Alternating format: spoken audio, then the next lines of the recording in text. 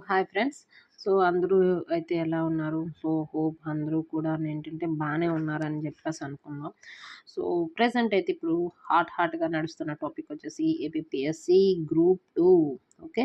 So, group 2 గురించి అయితే చిన్న డిస్కషన్.